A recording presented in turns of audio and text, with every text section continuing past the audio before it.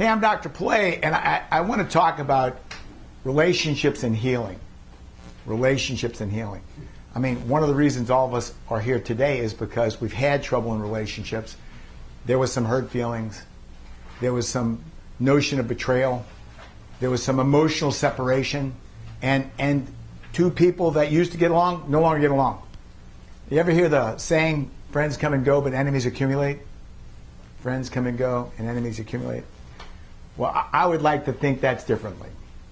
I think my belief system is friends accumulate and enemies come and go. Because you know what? When I get enemies, I disengage from them. I don't keep them around. But when I get friends, I network, I bring them together, I invest in them, I try to make better relationships work. There's a lot of notions about why relationships fall apart, why feelings get hurt. But one that you hear from us quite a bit has to do with this notion of shame and guilt. Guilt, when I point out those things that you've done that have offended me, that have hurt me, and I'm targeting the behavior, targeting the action that I want corrected, you know, that's healthy. That's good. You know why? Because as people correct the behaviors, guilt goes away. Shame is a different topic. Shame has to do with when it's not about the thing you did, it's about who you are. Now, some simple examples of that, you can think around your own household, if you will, because accidentally we make those mistakes. But if you walk into your child's room and there's debris everywhere, and you say, this room's unacceptable. We have a standard. I've talked to you about that standard. I need you to know I'm disappointed. That's a behavior. That's guilt. Your child responds in a way to fix that, and guilt has a function that's positive. Shame, on the other hand, you walk into the same room and you say, what type of human being would live like this? I don't know of anyone. See, that's not a behavior. That's an identity.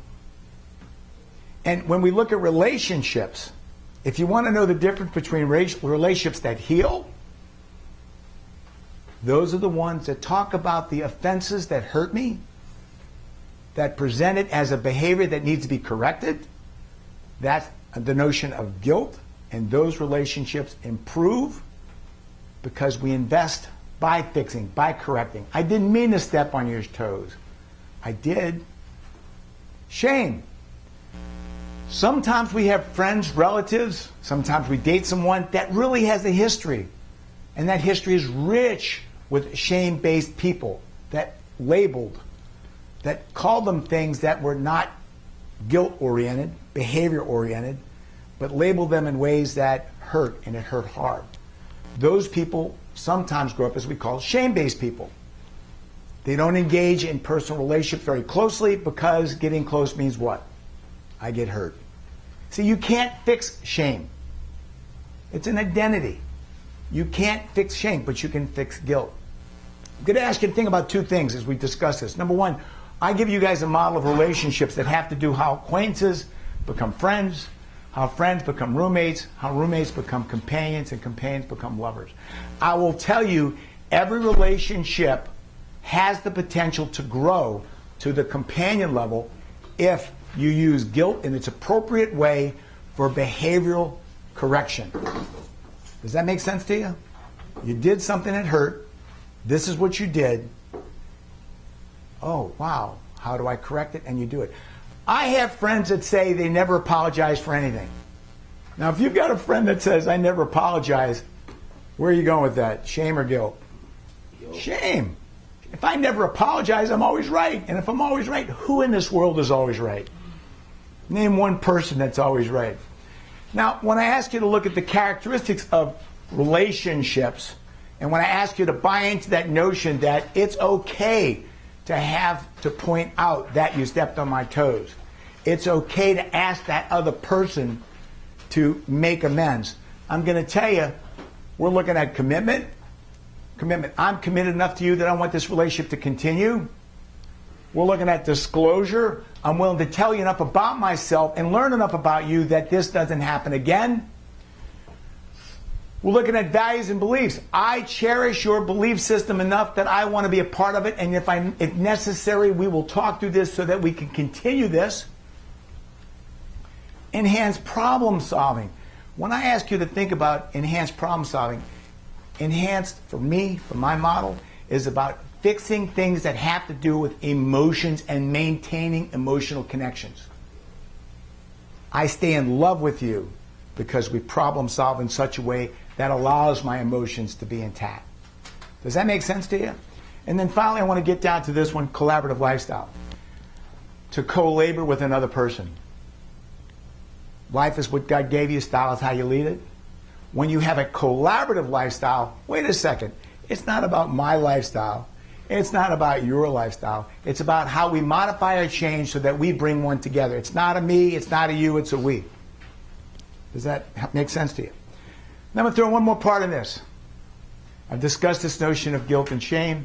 I've discussed this idea of how friends become roommates, become companions, become lovers. And now I'm going to throw one more part into it. Personality. All of you are here today, you're going to be taking the Myers-Briggs. And you're going to find that about half of you in this room are introverts. And about the other half in this room are extroverts. Extroverts are energized by outside activities. They love to go places, love to do things. They're always on the go. They don't stand still for long. Introverts, driven by the inner world. They love to do things that they typically enjoy. Sometimes it's hobbies, sometimes it's golf. And you know what? They may appear to be an extrovert because they play a lot of golf. But you know what? They're playing golf because it's so important to you as a specific thing that they're interested in. Sometimes you look like an extrovert when actually you really do stay to yourself. Got that? What I find is some introverts are driven by the outside world because they get tired of being home and they go out and they meet friends. When people are close friends and they're both introverts, they talk and they talk a lot and they appear to be extroverts because, again, close friends. I'm with my close friends, the people that I relate to. So sometimes it's confusing. Are you an introvert, extrovert? Extrovert, driven by the outside world. They're always energetic. They're always on the go. Now, when I give you these ideas of guilt and shame, who is more likely to speak up when there's a problem? The extrovert or the introvert? Extrovert, sure. And who's more likely to hold it in? And they build it up and they build it up and they build it up. Now, if you're an extrovert that's judgmental, you're going to build it up and build it up and build it up to such a point that when it comes up, you explode. Pow! Pow! Sometimes the introverts seek information from those they trust to give them some insight. But that's where we get into trouble, isn't it? Because the insight is given by people that truly may not know much more about the world than what you do. Introverts tend to stay with introverts and they enjoy the outside world together. Extroverts, always looking for someone to connect to, always looking for outside information. Google, YouTube, they're always out there finding information. Extrovert judgmentals, I have an opinion. Introvert judgmentals, I have an opinion. One stays in and builds up, the other one's always out. Extroverts always let you know, always let you know, always let you know. The energy's always there. Let's solve the problem, let's solve the problem, let's solve the problem. But what happens when the extrovert is saying, let's solve the problem, let's solve the problem, solve the, to the introvert? What happens? What happens to the introvert? They shut down. Why? They feel pressure. And sometimes that pressure that's felt is not pressure that's really meant to be dysfunctional, or it's not meant to be pushy, but it's because the extrovert, judgmental, normal way of going through life is to solve problems as we go. The introvert tends to withdraw, not get so invested in solving problems as the extrovert. And so there's a natural friction between those two. Now there's one more score that each of you guys have, and it's a T for thinker or F for feeler. Thinkers, practical, common sense, logical. Feelers, passion, heart-filled. It's not what happened that's important, it's how you feel about what's happening. So now we get another part of a problem to this whole idea of guilt and shame. The guilt person is likely to point out things you did wrong because you made them feel bad. Right? I'm feeling guilty. I'm a feeler. I'm going to point out what you did because you hurt me. But if the feeler is talking to a thinker, remember, common sense and logic, it's quite possible that the thinker is going to say, that didn't make sense. I was late because of the traffic. I was late because of the weather. I was late because I was in an accident. I mean, I gave you good reasons on why I was late. And as long as there's good reasons and explanations, then your feelings shouldn't be hurt. However, understand, these are the types of problems that hurt people in relationship because of the lack of compatibility. Christmas is around, the fuel is buying for Christmas presents because I want to satisfy those around me that I love. Price isn't that important. The thinker says, wait a second, price is everything. Okay? It's the thought that counts, but it has nothing to do with the price tag. And here one more time, we have wonderful examples of how thinking personalities can offend feeling personalities, and there's a lack of understanding. Go back to guilt and shame. The feeler says, I'm hurt, and I'm hurt in such a way, this is the behavior that you did that hurts me, and the thinker might say, you're full of crap. It doesn't make sense. Common sense and logic tells you I was late because I worked the late shift, because I couldn't be there, because, and yet that's where we get into this notion of personality and temperament. Okay? Healing is a big word. Healing requires you to accept behaviors that have hurt another person and be willing to, one, apologize for the thing I did, and number two, the most important thing, how do I make it up to you? How do I make it up to you?